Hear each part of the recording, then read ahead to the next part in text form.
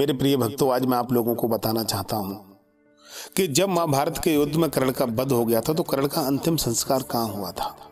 साथियों, मैं आप लोगों को बताना चाहता हूं कि कर्ण का जब वध हो गया था, कर्ण जब घायल अवस्था में कुरुक्षेत्र मैदान में पड़े हुए थे, उस समय भगवान कृष्ण पहुंचे कर्ण के पास और कर्ण से बोले, कर्ण कुछ वरदान मांग लो। तो कर्ण बोले, प्रभु मैंने अपने जीवन भर कभी किसी से कुछ नहीं मांगा, इसलिए भगवान मरते वक्त आप मेरे से बार बार मांगने के लिए मत कहिए, क्योंकि ये कर्ण मांगेगा नहीं आपसे कुछ। तो बोले, कर्ण आपसे बड़ा दुनिया में कोई दानी नहीं है, इसलिए मैं चाहता हूं आपको कुछ दे दूं।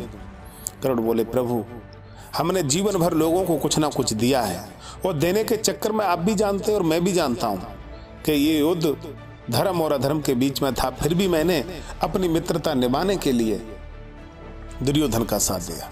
प्रभु अगर मैं दुर्योधन का साथ इस युद्ध में नहीं देता तो लोग मेरे से कहते कितना बड़ा गद्दार निकला। जब हस्तिनापुर की रंगभूमि में कोई नहीं था हमारा, उस समय दुर्योधन ने मुझे मित्र बनाया था। प्रभु उसी दिन मैंने सोच लिया था मैं अब दुर्योधन मित्र का जीते जी ऋण अवश्य उतारूंगा, इसलिए मैंने ना चाहते हुए भी और बड़ी ईमानदारी के साथ दुर्योधन का साथ दिया है। भगवान आप मुझे कुछ मत दीजिए, नहीं मैं आपसे कुछ मांगूंगा। अगर आप मुझे कुछ देना चाहते तो मैं आपसे बस इतना कहना चाहता हूँ, आपसे एक निवेदन करना चाहता हूँ, मेरे मरने के बाद मेरा अंतिम संस्कार ऐसी जगह करना जहां पर कोई पाप ना हुआ हो।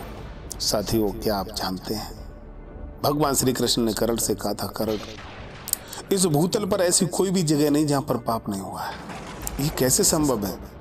कर्ण ने कहा था, प्रभु मेरी इस पवित्र शरीर को मैं चाहता हूं पवित्र जगह पर ही इसका अंतिम संस्कार हो, आप ऐसा कर देना, बाकी मुझे आपसे कुछ नहीं चाहिए। साथियों, कर्ण की बात मान करके भगवान श्री कृष्ण ने कर्ण के मरने के बाद कर्ण का अंतिम संस्कार अपनी भुजाओं पर किया था, अपने हाथों में किया था। हर हर महादेव, ओम नमो भगवते वासुदेवाय।